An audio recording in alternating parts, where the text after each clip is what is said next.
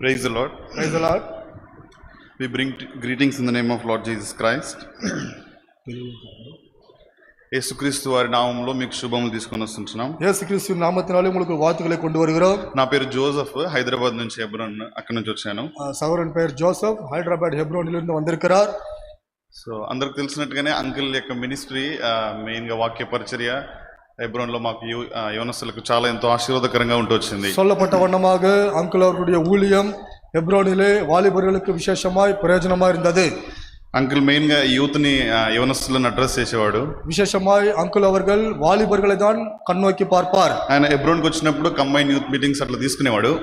Uncle அவர்கள் ஹெப்ரோனுக்கு வந்த பிற்பாடு வாலிபர் கூட்டம் அதாவது கம்பைன்ட் யூத் மீட்டிங் நடத்துவார். సో ఆయన అనేవాడు ఇది విఐపీస్ మీటింగ్ అని అనేవాడు. அவர் சொல்லுவார் இது ஒரு விஐపి உடைய கூட்டங்கள். సో అంతగా యవనస్తులను ఆయన పర్సనల్ గా ఆయనతో వాళ్ళతో మాట్లాడి మాతో ఎంతగానో స్పిరిచువల్ ఆత్మ సంబంధమైన సందేహాలన్నీ కూడా తీర్చేవాడు. ஆகவே ஆவிக்குரிய சந்தேகங்கள் வசனத்தில் இருக்க சந்தேகங்கள் எல்லாம் அவர் தெளிவாக்கி எங்களுக்கு ஆவிக்குரிய வண்ணத்திலே எங்களை உற்சாகப்படுத்துவார். ప్రాముఖ్యంగా నేను ఆ అంకుల్ యొక్క మినిస్ట్రీ ద్వారా నేను ఎక్కువగా బలపడింది ఏంటంటే விசேஷமாக அங்குல் செய்த அந்த ஊழியத்தின் நிமித்தமாக நான் பலப்பட்ட காரியம் என்னவென்றால் అంకుల్ ఎక్కువ రక్షణ తర్వాత ప్రాముఖ్యమైన సంగతి మౌన ధ్యాన సమయము క్వైట్ టైం గురించి ఎక్కువ చెప్పేవాడు. అంకుల్ విశేషமாக మౌనమాய் அதாவது மௌன தியானத்தை குறித்து அதிகமாய் பேசுவார். ఏ విధంగా మౌన ధ్యాన సమయాన్ని మనం కలిగి ఉండాలా అనే పద్ధతిగా ఒక ఆర్డర్ ప్రకారంగా చెప్పేవాడు. ஆகவே கர்த்தருக்கு முன்பாக நாம் மௌனமாய் இருந்து ஜெபிப்பது எப்படி என்பதை ஒரு ஒழுங்குமுறையில் அவர் சொல்லுவார். ఏ విధంగా మనం మొదటనే ఆ దేవుని ఆరాధించాలా, ఆ తర్వాత వాక్యం చదువుకోవాలా, ఆ తర్వాత వాక్యంలో మనం దేవుడు ఏం మాట్లాడుతున్నాడు చూడాలని ఎంతో పద్ధతిగా చెప్పేవాడు. ஆகவே ஒரு ஒழுங்கு ஒரு கிரமமாக நாம் கர்த்தரை எப்படி ஆராதிக்க வேண்டும், எப்படி ஜெபிக்க வேண்டும், வசனத்தை எந்த அடிப்படையில் நாம் வாசிக்க வேண்டும் என்பதை ஒரு ஒழுங்கு கிரமத்தில் சொல்லுவார். నిజంగా అంటే అప్పటి వరకు నేను క్వైట్ టైం మౌనజనక సమయం కలిగి ఉండేవాడిని, కానీ అంకుల్ యొక్క మెసేజ్ విన్న తర్వాత ఇంకా ఆత్మీయంగా ఇంకా బలపడే విధంగా నాకు సహాయపడింది. அந்த நாள் வரைக்குமாக நான் மௌனமாக கர்த்தருடைய சமூகத்திலே ஜெபித்துக் கொண்டிருப்பேன். ஆனால் ஊழியக்காரர் கொடுத்த ஆலோசனையின்படியாக அதன்படி செய்யும் போது இன்னும் ஆவிக்குரிய வாழ்க்கையில நான் மிகவும் பலப்பட்டேன். క్రైస్తవ జీవితంలో అది ఎంతో ప్రాముఖ్యమైంది, అది గుండె లాంటిది అని చెప్పేవాడు. ஆகவே கிறிஸ்தவ வாழ்க்கையிலே ஒரு அஸ்திபாரம் உள்ளதாகவும் அது முக்கியமானதா இருக்கிறது.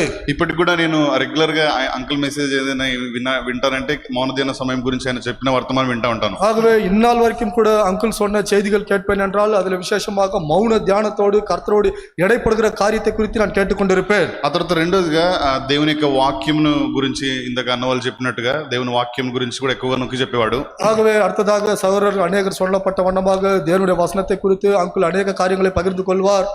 దేవుని ఎన్ని అధ్యాయాలు చదువుతున్నావు రెగ్యులర్ గా అడిగాడు ఆయన.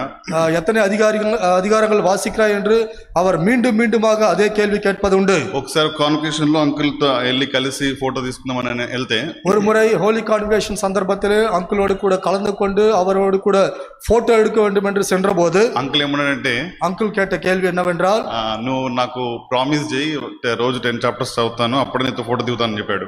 நீ என்னோடு கூட ஒரு ஒப்பந்தம் பண்ணு, இந்த நாள் முதற்கொண்டு 2 அதிகாரங்கள் படிப்பா என்று சொன்னால்தான் என்னோடு கூட போட்டோ எடுப்பதற்கு உனக்கு அனுமதி. సో అట్లా అంతగా దేవుని వాక్యం ఎక్కువ అధ్యాయాలు చదవాలన్నట్టుగా చెప్పేవాడు. ஆகவே அவருடைய பாரம் என்னவென்றால் ஒரு நாளைக்கு குறைந்தபட்சம் 10 அதிகாரங்கள் வாசிக்க வேண்டும் என்கின்ற பாரம். అర్థమైనా అర్థం కాకపోయినా కూడా దేవుని వాక్యం చదువుతూనే వెళ్ళాలని చెప్పేవాడు. ஆகவே புரிந்தாலும் புரியாவிட்டாலும் கூட கர்த்தருடைய வசனத்தை நீ படித்துக் கொண்டே இரு. ఇంకా ప్రాముఖ్యమైన విషయం ఏంటంటే ఆయన చెప్పిన సంగతిలో నాకు బాగా తాకింది ఏంటంటే இன்னொரு முக்கியமான காரியம் அவர் சொல்லுகிற காரியங்கள் என் மனதில் அழுத்தின காரியம், దేవుని వాక్యాన్ని ఎప్పుడు కూడా ప్రేయర్ ప్రార్థన చేయకుండా దేవుని యొక్క సహాయం కోరకుండా ఎప్పుడు కూడా బైబిల్ తెరవద్దు. ఖచ్చితంగా ప్రార్థన చేసి దేవుడు నాతో మాట్లాడు, నాకు సహాయం చేయని చిన్న ప్రార్థన చేసిన తర్వాతనే వాక్యం చదవాలని చెప్పేవాడు. ஆகவே எப்போதெல்லாம் வேதத்தை வாசிக்கிறாயோ அப்போது கர்த்தருடைய சமூகத்திலே ஜெபித்து கர்த்தருடைய சமூகத்திலே நீ காத்திருந்து வேதத்தை வாசி, அப்போது தேவனோடு கூட பேசுவார். దేవుడు మనతో మాట్లాడతాడు, తన చిత్తాన్ని బయలుపరుస్తాడు. அப்போதுதான் தேவன் தம்முடைய சித்தத்தை நமக்கு வெளிப்படுத்துவார். அவர் பேச வேண்டிய காரியங்களை வேதத்தின் மூலமாய் பேசுவார். ఆ విధంగా దేవుని వాక్యాన్ని కూడా నేను ఎంతగానో దగ్గర అవుతూ వచ్చినాను. இப்படியாக நான் வேதத்திலே கூட நான் அந்த ஒரு అభ్యాసத்திலே అభ్యాసిக்கப்பட்டேன். ఈ ఇంకో విషయం ఏంటంటే ఆయన ప్రతి దినం కూడా మధ్యాహ్న కాల సమయంలో 5 కీర్తనలు ఆ తర్వాత ఒక అధ్యాయం సామెతలు చదవమని చెప్పాడు. ஆகவே விசேஷமாய் அவர் சொல்கிற காரியம் என்னவென்றால் மத்தியான சந்தர்ப்பத்திலே 5 சங்கீதங்கள் ஒரு நீதிமொழிகள் அதிகாரத்தை வாசிக்கும்படியாக. ఈ దినం వరకు కూడా మేము చేస్తూ వస్తున్నాము. అది ఎంతగానో ఆత్మీయంగా బలపరిచేదిగా, ఆత్మీయంగా ఎదుగుదలడానికి సహాయపడుతుంది. ஆகவே இந்த நாள் வரைக்கும் கூட 5 சங்கீதங்களும் ஒரு நீதிமொழிகள் அதிகாரத்தை வாசித்து வருகிறோம். ஆவிக்குரிய பிரகாரமாக எனக்கு எவ்வளவோ பலன் இருக்கிறது. 5 కీర్తనలు చదవడం ద్వారా దేవునితో ఉన్న మన సంబంధాన్ని మనం సరిగా పెట్టుకోవచ్చు. ஆகவே 5 அதிகாரங்கள் சங்கீதங்களிலே வாசிக்கப்படும் போது தேவனோடு கூட நம்முடைய உறவை சரியான ரீதியிலே வைத்துக் கொள்ள முடிகிறது. సామెతల ద్వారా మనము ఒకరితో ఒకరు సహపాటు విశ్వాసులతో సరైన సంబంధాన్ని కలిగి ఉండవచ్చు అని చెప్పి. நீதிமொழிகள் மூலமாக ஒரு அதிகாரத்தை வாசிப்பதினாலே சகோதரர்களாக விசுவாசிகளாக ஒருவரோடு ஒருவர் சரியான உறவு அல்லது தகுந்த உறவு நாம் வைத்துக் கொள்ள முடியும். ఇక అంకుల్ నేను గమనించింది ఎక్కువగా ఏంటంటే ఎక్కువగా ఆత్మీయమైన మర్మాలు అన్నట్టుగా లోతుగా చెప్పేవాడు కాదు, కానీ సింపుల్ గా బేసిక్ ఫండమెంటల్ స్పిరిచువల్ ట్రూత్స్ ఏవైతే ప్రాథమికమైన పునాది లాంటివి అవి మాత్రమే ఆయన రెగ్యులర్ గా చెప్పేవాడు. ఎక్కడికి వెళ్ళినా కూడా ప్రతి దగ్గర కూడా అది ఎంతో టచింగ్ గా ఉండేది, క్రొత్తగా ఉండేది. ஆகவே அங்கிள் எப்போது செய்தி கொடுத்தாலும் கூட ஆவிக்குரிய காரியங்களிலே மிகவும் ஆழமாக அவர் விவரிப்பதை காட்டிலும் மேலோட்டமாக முக்கியமானவைகள் அஸ்திபாரம் உள்ளவைகள் அவைகளை தான் அவர் மீண்டும் மீண்டுமாக விவரித்து சொல்லுவார். పరిశుద్ధ సమాజ కూడికల్లో రెగ్యులర్ గా క్రమంగా ఆయన వర్తమానాల్లో ఒకటే విధంగా ఉన్నప్పటికీ కూడా அங்கு பார்க்கப்படும் போது ஹோலி கான்வகேஷன் சந்தர்ப்பத்தில் கூட அவர் செய்திகள் వాస్తవமாக ஒன்றாக எல்லா செய்திகள் ஒரே மாதிரியாக இருந்தாலும் கூட ప్రతిసారి విన్నప్పుడు అది ఎంతో ఒక రకంగా క్రొత్తగా ఉండేది, అది తాకేది అనమాట.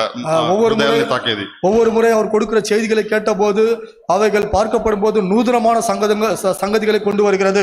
ఆత్మీయంగా ఎదగడానికి ఎంతగానో సహాయపడేవి. ஆவிக்குரிய வாழ்க்கையிலே பலனடையவும் அதிகமாய் உதவுகிறது. ఆ తర్వాత మూడోదిగా ప్రార్థన జీవితాన్ని గురించి కూడా ఎక్కువగా చెప్పేవాడు. மூன்றாவதாக ஜெபத்தை குறித்து அதிகமாக அவர் சொல்லுவார். నా జీవితంలో ఎక్కువగా ఉపయోగపడింది ఏంటంటే ప్రేయర్ డైరీ కలిగి ఉండాలి ఖచ్చితంగా అని చెప్పినాడు. ஆகவே அவர் சொல்லுகிற காரியம் என்னவென்றால் ஜெபம் அல்ல, ஒவ்வொரு நாளும் நமக்கு ஜெபம் కార్యங்களில் ஈடுபட வேண்டும் என்று சொல்லுவார். ఏ విధంగా దేవుని సేవకుల యొక్క పేర్లు రాసుకోవాలా, రక్షణ పొందని వారి పేర్లు రాసుకోవాలా, ఆ విధంగా మన విశ్వాసుల కొరకు, కుటుంబస్తుల కొరకు, పిల్లల కొరకు, వాళ్ళందరి కొరకు పేర్లు రాసుకొని ప్రతిదినం కూడా ప్రార్థన చేయాలని బాగా నొక్కి చెప్పేవాడు. ஆகவே ஜெபிக்கிற சந்தர்ப்பத்திலே தேவனுடைய ஊழியக்காரர்களுக்காகவும் ரட்சிக்கப்படாதவர்களை குறித்து நீ குறித்துக் கொண்டு அவருடைய பெயர்களை வைத்து இந்த நாள் வரைக்கும் அதை ஜெபித்துக் கொண்டு வருகிறோம். ఒక రకంగా నా ప్రార్థన జీవితం కూడా ఎక్కువైతే వచ్చింది. ஆனால் அதே சந்தர்ப்பத்திலே எனக்குள்ளாக ஜப பாரம், ஜப வாழ்க்கை கூட அதிகரித்து வந்தது. ఎక్కువసేపు ప్రార్థన చేసుకోవడం కూడా అవుతూ వచ్చింది. அதிக நேரம் நாம் ஜபத்திலே செலவிடுமான ஒரு பாக்கியம் எனக்கு கிடைத்தது. దేవునితో ఎక్కువగా సమయం గడపడం ఆ విధంగా సహాయపడుతూ వచ్చింది. கர்த்தரோடு கூட அதிக நேரம் செலவிடும்படியான ஒரு ஸ்லாகியம் எனக்கும் கூட வாய்த்தது.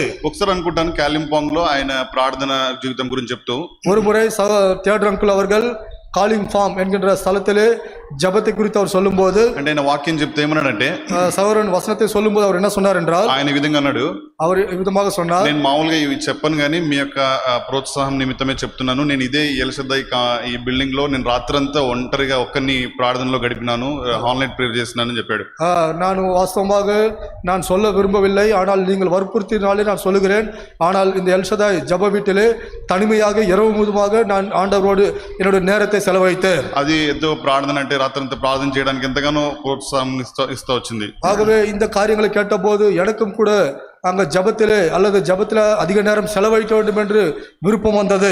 ఆ తర్వాత ఇంకా దేవుని మందిరాన్ని గురించి కూడా ఎక్కువగా చెప్పేవాడు అంకుల్. அதே போல கர்த்தருடைய வீட்டை குறித்து அதிகமான காரியங்கள் அவர் விவரித்து சொல்லுவார். లోకల్ చర్చ్, స్థానిక సంఘము అనే దాని మీద చాలా నొక్కి చాలా ఇంపార్టెన్స్ చెప్పేవాడు. దాని లోకల్ చర్చ్ ఎట్లా మనం ఉండాలనేది, உள்ளூர் సభை எந்த విధத்தில் இருக்க வேண்டும் என்று அதனுடைய முக்கியத்துவத்தை குறித்து ஆழமாக அவர் சொல்லுவார். ఏ విధంగా స్థానిక సంఘంలో లోకల్ చర్చ్ లో మనం నిలిచి ఉండాల, పరిస్థితులు ఏ విధంగా ఉన్నప్పటికీ ஆகவே சூழ்நிலைகள் என்னவா இருந்தாலும் கூட உள்ளூர் சபையிலே விசுவாசிகளாக நாம் எப்படி சபைக்குள்ளாக நிலைத்திருக்க வேண்டும் என்ற காரியங்களை குறித்து விவரமாய் பேசுவார். స్థానిక సంఘంలో మన స్థానం తీసుకొని మనం దేవుని కొరకు ఏ విధంగా పని చేయాలని చెప్పేవాడు. ஆகவே உள்ளூர் சபையிலே நாம் கூடிக்கொண்டிருக்கிற ஐக்கியத்திலே நம்முடைய பொறுப்புகளை எந்த விதத்தில் நிறைவேற்ற வேண்டுமோ அவைகளை குறித்து சொல்லுவார். దేవుని యొక్క సంపూర్ణత స్థానిక సంఘంలో ఉన్నది అని ఆయన చెప్పేవాడు. கர்த்தருடைய பரிபூர்ணமானது உள்ளூர் சபையாவது நம்ம ஐக்கியத்திலே கலந்து கொள்கிற அந்த சபையிலே கர்த்தருடைய பரிபூர்ணம் இருக்கிறது. కాబట్టి దేవుని ఎక్కువగా తెలుసుకోవాలంటే ఖచ్చితంగా మనం సంఘంలోనికి రావాలి అని నొక్కి చెప్పేవాడు. ஆகவே கர்த்தரை குறித்து கூடுதலாக நாம் அறிய வேண்டும், கற்றுக்கொள்ள வேண்டும் என்றால் சபைக்குள்ளாக நாம் வருவது மிகவும் அவசியமா இருக்கிறது. ఇవన్నీ కూడా నా ఆత్మీయ జీవితానికి ఎంతగానో సహాయపడుతూ వచ్చినాయి. இவைகளெல்லாம் கூட என்னுடைய ஆவிக்குரிய வாழ்க்கையிலே எனக்கு மிகவும் ஒத்தாசையா இருந்தது. కాబట్టి ఆ దేవుని సేవకుని ద్వారా నేను దేవునికి దగ్గరగా, దేవుని మందిరానికి, దేవుని యొక్క సన్నిధికి దగ్గరగా అవుతూ వచ్చినానని చెప్పగలను. ஆகவே இந்த நாளிலே கர்த்தருடைய ஊழியக்காரை கொண்டு சகோதரனும் கூட கர்த்தருடைய சபையின் ஐக்கியத்திலும் இந்த கர்த்தரோடு கூட நெருங்குகிற அந்த ஒரு ஐக்கியத்திலே அவர் நிலைத்திருக்கிறார் என்று சொல்லுகிறார். చివరిగా ఒక విషయము స్థానిక సంఘం గురించి చెప్పేప్పుడు ఒక విషయం చెప్పాడు ఆయన. கடைசியாக உள்ளூர் சபையை குறித்து அந்த ஐக்கியத்திலே காணப்படுகிற சபையை குறித்து ஒரு வார்த்தை சொல்லி முடித்தார்.